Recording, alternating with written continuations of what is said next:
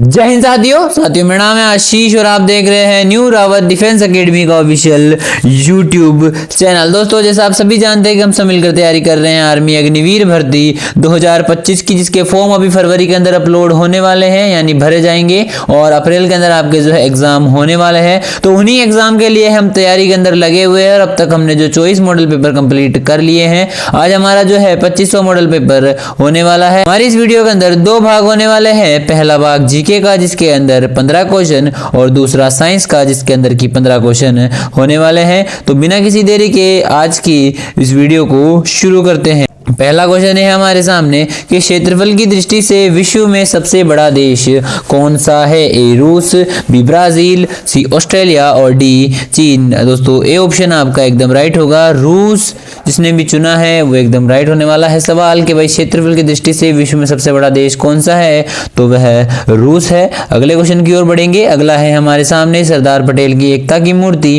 किस जिले में स्थित है? ये जो है एकता की मूर्ति जो है सरदार वल्लभ भाई पटेल की, वो कहाँ विश्व की सबसे ऊंची मूर्ति भी है। इसकी हाइट मैं आपको बता देता हूँ, वो है 182 मीटर। तो आपसे ये पूछ रहा है कि भाई सरदार पटेल की जो एकता की मूर्ति है ये किस जिले में स्थित है? तो भाई साहब ये नर्मदा जिले में है। अब नर्मदा जिला कहाँ पड़ता है? तो ये गुजरात डिस्ट्रिक्ट के अंदर पड़ता है। कहाँ पड़ता है? गुजरात डिस्ट्रिक्ट के अंदर पड़ता है। तो ये चीज भी आपको याद रखनी है। अगले क्वेश्चन की ओर बढ़ेंगे। अगला है हमारे सामने बंगाल का पुराना नाम क्या है? ऑप्शन है आपके सामने कामरूप, वत्स्य, सी गौड़ और डी मत्स्य। दोस्तों बंगाल का पुराना नाम गौड़ या फिर बांगा भी है। इसे गौड़ और बांगा नाम से भी पहले जाना जाता था, अभी इसे बंगाल या बांग्ला कहा जाता है। ठीक है, अगला क्वेश्चन की ओर बढ़ेंगे। अगला है हमारे सामने महिलाओं के लिए निम्न में से किसमें स्थान आरक्षित है? तो ए लोकसभा, बी राज्यसभा, सी विधानसभा और डी पंचायती राज। दोस्तों डी ऑप्शन आपका राइट हो जाएगा। महिलाओं के लिए जो है पंचायती राज के अंदर क्या है, सीट आरक्षित है या फिर स्थान आरक्षित है। डी ऑप्शन राइट होगा।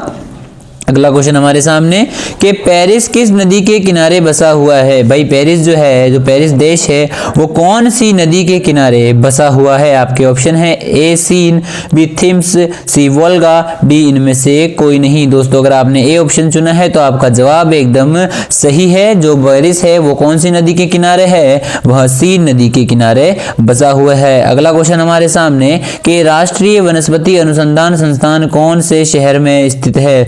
जो राष्ट्रीय वनस्पति अनुसंधान संस्थान है वो कहां पर है? तो option A Lucknow, B Rewa, C Jaipur और डी इनमें से कोई नहीं। दोस्तों आपका ऑप्शन नंबर ए राइट हो जाएगा कि राष्ट्रीय वनस्पति अनुसंधान संस्थान लखनऊ के अंदर स्थित है। ए ऑप्शन आपका करेक्ट होगा।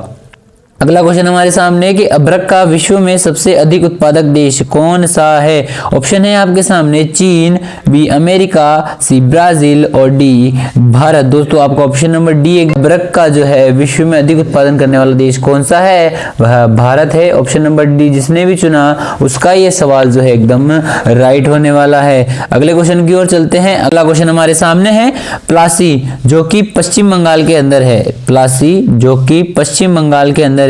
प्लासी की लड़ाई किस वर्ष हुई थी? भाई प्लासी की लड़ाई के बारे में पूछ रहा है। प्लासी कहां पर है? पश्चिम बंगाल के अंदर है। तो ऑप्शन दे रखे हैं आपके सामने 1857, 1757, 1803 और 1748। जिसने भी ऑप्शन सी सुना है 1757 उसका ये क्वेश्चन राइट हो जाएगा। 1757 के अंदर प्लासी की युद्ध हुआ था।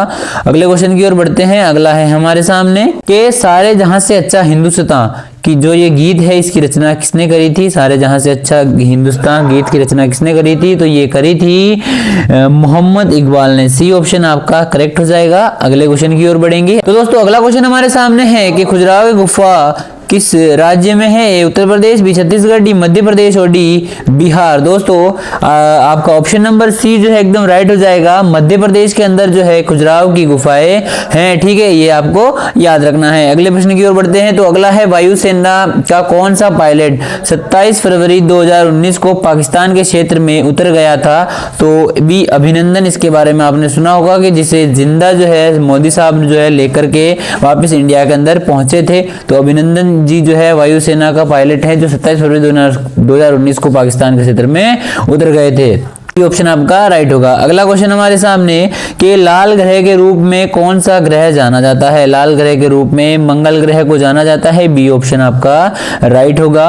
अगला प्रश्न हमारे सामने कि प्रसिद्ध सेंट कैथरीन चर्च कहां पर स्थित है। तो भाई सेंट कैथरीन चर्च जो है गोवा के अंदर स्थित है। अगले क्वेश्चन की ओर बढ़ेंगे। अगला है हमारे सामने कि भारत के झंडे का लंबाई तथा चौड़ाई का अनुपात कितना है। भारत का जो झंडा है उसकी लंबाई और चौड़ाई का अनुपात ये जो है हमसे पूछ रहा है, तो वो कितना है। लंबाई जो है उसकी 3 होती है और चौड़ाई का अनुपात 2 होता है। तो पूरा अनुपात अगर आपसे पूछे तो 3:2 होता है लंबाई और चौड़ाई का।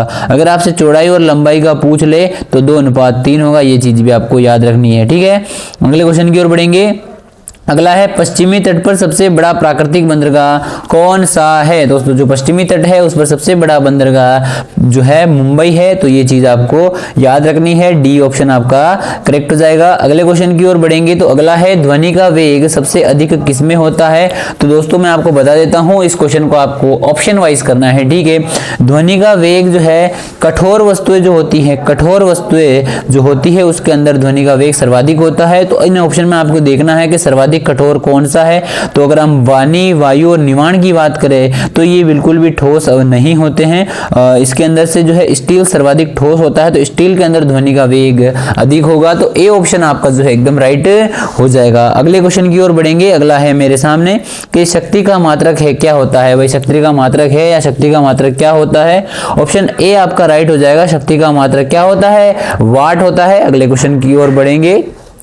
अगला है हमारे सामने निम्न में से सदिश राशि कौन सी है। निम्न में से सदिश राशि कौन सी है। दोस्तों समय, लंबाई और तापमान तीनों ही क्या है, एक अदिश राशियां हैं। तीनों ही क्या है, अदिश राशियां हैं। तो विस्थापन इकलौती कौन सी हो जाएगी, सदिश राशि हो जाएगी, जिसमें की त्वरण और दिशा का हमें ज्ञात होता है, ठीक है। अगले क्वेश्चन की ओर बढ़ेंगे। तो अगला है हमारे सामने बल का सही सूत्र क्या होता है। बल का सूत्र होता है F इज टू ma। क्या होता है, F इज टू ma। आपका बी ऑप्शन एकदम करेक्ट हो जाएगा। अगले क्वेश्चन की ओर बढ़ेंगे। तो अगला है पानी का घनत्व सबसे अधिक किस ताप पर होता है। पानी का जो घनत्व होता है वो सर्वाधिक किस ताप पर होता है। भाई पानी का घनत्व जो है सबसे अधिक 4 डिग्री सेल्सियस के ताप पर होता है। जब 4 डिग्री सेल्सियस का ताप होता है तब पानी का घनत्व सबसे अधिक होता है। सी ऑप्शन आपका करेक्ट हो जाएगा।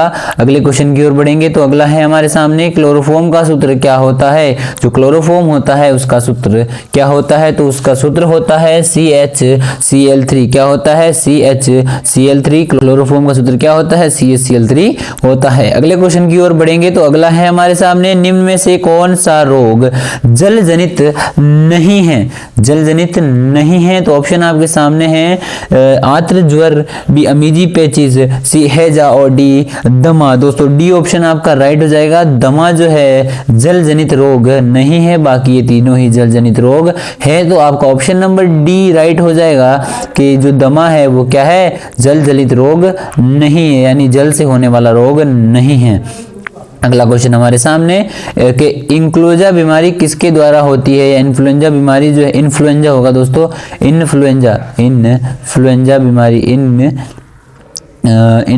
बीमारी किसके द्वारा होती है। इन्फ्लुएंजा बीमारी किसके कारण होती है। ऑप्शन ए विषाणु, बी जीवाणु, सी बैक्टीरिया और डी इनमें से कोई नहीं। तो बी ए विषाणु जो है, इन्फ्लुएंजा बीमारी किसके कारण होती है, विषाणु के कारण होती है। ए ऑप्शन आपका करेक्ट हो जाएगा। अगला क्वेश्चन हमारे सामने ओजोन गैस का सूत्र क्या होता है। भाई जो ओजोन गैस होती है उसका सूत्र क्या होता है। तो वो होता है O3। ऑक्सीजन का क्या होता है, O2 होता है, और ओजोन का क्या होता है, O3 होता है। अगले क्वेश्चन की ओर बढ़ेंगे। तो अगला है हमारे सामने यदि पृथ्वी पर किसी वस्तु का वजन 60 किलो है तो चंद्रमा पर कितना होगा। दोस्तों मैं आपको बता देता हूं, पृथ्वी पर जितना वजन, किसी व्यक्ति का वजन अगर पृथ्वी पर 60 किलो है तो चंद्रमा पर उसका वजन 1/6 कम हो जाता है। क्या हो जाता है, कम हो जाता है। तो इसका मतलब कि उसका वजन कितना हो जाएगा, 10 किलो हो जाएगा। ए ऑप्शन आपका राइट हो जाएगा। क्या राइट हो जाएगा, ए ऑप्शन राइट हो जाएगा, 10 किलो। अगर पृथ्वी पर किसी वस्तु का वजन 60 किलो है तो जब उसे चंद्रमा पर उड़ाकर हम ले जाएंगे